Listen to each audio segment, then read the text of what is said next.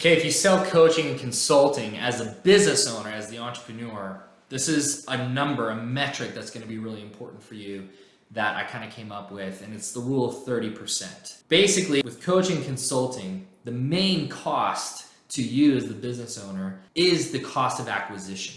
Now, that means you're going to have to pay for the service because it is a transactional sale and it requires a conversation to build enough gap in value to have someone purchase this high ticket coaching or consulting. Well, the rule of 30% is you still want to double the money you put in to acquire the customer, right? Even after you've paid for service and paid the commission.